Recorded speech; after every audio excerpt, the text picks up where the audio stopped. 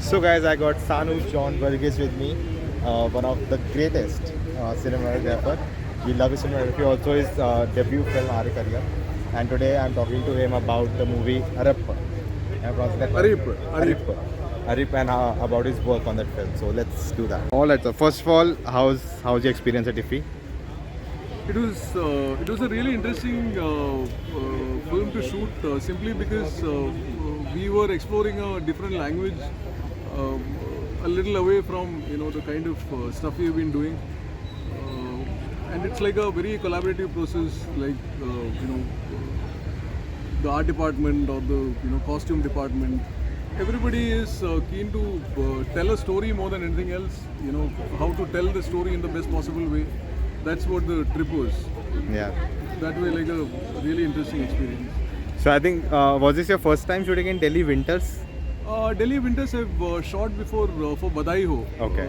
Yeah. But shooting for this one, was it different and there were so many Extremely challenges? Because it's a different language. You are trying to communicate in a different way. Yeah. So this was quite different. And we were in different parts. I mean, Badai Ho was mostly in the old part of town. This was mostly in Faridabad, Noida, all those places. Yeah. So were there any challenges because of its sir was saying that in the factory the cameras didn't work because it was too hot. I mean, on one side that was the reality. For us South Indian guys, getting out into the Delhi winter was the more challenging part. And all of us got COVID in the middle of it, so it was challenging in many other ways. So I love the way you captured the winter and the claustrophobia of the small places the people live there. So there's some of the shots I love. There's a one shot where there's a wall in the middle. You see the kids sleeping and they are sitting on the dining table. And that's beautiful. So was like you went for the recce and all of that. You find out or on the spot you try to figure out because there's a lot of handheld also. So between me and Mahesh, the way it works is it's extremely collaborative. I try to get into his brain and understand how he sees things and work for that. When I'm directing a film, I need to think about it myself. So here, Mahesh is like a solid collaborator who, so I try to understand what is it that he is looking at, and I try to get into that.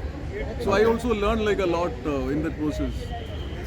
So when you create, do you like doing a lot of recce, going through the place to decide how you want to shoot it, or are on the more spontaneous on spot, let's see this is not working so let's change it? Absolutely. The biggest challenge is to make the story a part of you, understand nuances of it, then also draw from performances. Yeah. You try to figure out where they pitch the performance or where you need to pitch the visuals. These things have to be synergic. It can't be standing apart. So that is the whole deal. Yeah. So about it's like you can call it guerrilla filmmaking in a way at some places. Not really. I mean, all of it is like in control and designed, Okay. but we wanted it to look like it happened and you happened to see it, Yeah. and you kind of captured it at the end of it. So the first brief was not to make it look like cinema, so we looked at devices which could help that. So we did not want all the out of focus in the background, which is not the way people see things. To me, cinema is more related visually to your memories, your dreams. You don't see stuff out of focus there. So we were trying to stick to that. Like how your memory works is where we wanted to be. In terms of a cinematic language. Okay. So I just noticed two things. I don't know. Maybe I'm reading too much into the frames, but one thing is that a lot of places, whenever there are static shots, it feels like you want the viewer to observe what's happening, and whenever it's in the POV or we are with the characters moving, it's very handheld. So is that by choice or just? It had a couple of things. We with the hand and the glove, we wanted a certain kind of anthropomorphism worked out. Like the hand and the way it dips in the water and comes out and it moves against faces and everything. We wanted to bring in that whole human relation, because there's a human digit in it, there's a hand in it. So at one level that was one side of it. Otherwise it was supposed to feel more like it happened to two guys who got stuck in a particular place and we managed to see it. Yeah. So this is one of the films I went back to like a smaller sensor after a long time to gain that depth where things are in deeper focus. Somewhere I found like a lot of people like the cinematography, which I find very surprising because normally what is liked is stuff which is more sensual and more dramatic. So we are trying to move away from that, and still a lot of people liked it is something which I find very nice. There's one shot in the hospital when she's taken for the medical test, and we only see her eyes through the barrier, just her eyes, and she's feeling the shame. I think that wonderful shot. That's Mahesh. Mahesh shot it. I was down with COVID, and that day he only shot the thing. Yeah. But yeah, I loved it. I love the cinematography. Yeah, there's a certain kind of minimalism which we try to look at. Like it's there when you draw as well. Like in how many, how much less of lines can you communicate a feeling. The same thing applies to cinema. You try to do the minimum thing, and the way it hits you, it's very zen. It's beautiful for people who can see it. So for when you start a movie, when you have gotten the brief from the director what they are looking for, so do you try to find or look out for visuals or movies like that, or just use your experience? I think by now I've seen a lot of films. So basically what I do now is I kind of look inside me to understand how I felt about certain things, what was like the visual nature of it, how light worked out for it, what's my memory of it. I kind of try to prod into that now. Probably till about 15 years back I was looking at a lot of references and trying to understand how other people have handled it.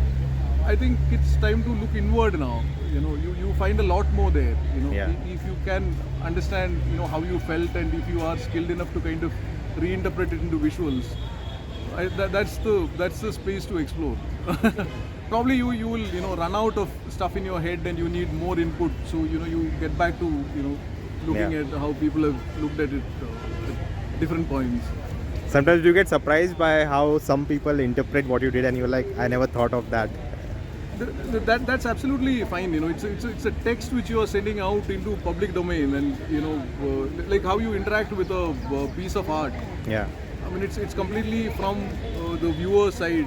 How he perceives things is the way it is going to be. Cinema, I think it's pretty much like that. You make your text and you put it out in public, and every kind of reading of it is valid. Every kind of reading of it is valid, and you probably fail to see the possibility of stuff being read like that earlier. That's it. But it's out in public domain, and everybody is free to see it their way. Yeah.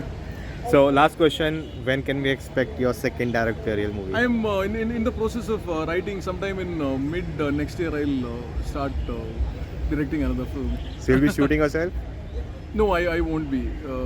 Cinematography is too serious a business, and it's also the advantage of getting a collaborator on the side. Who we can jam with. So I would prefer to have another guy who will do that bit for me. So people who have not seen the movie, what is one thing you want to tell them that they can expect from it? Yeah, it's a really nice human drama which will connect to a lot of people. It's a nice movie watching experience. I don't think people should miss it. All right. Thank you, sir. Thank you for doing this. Thank you.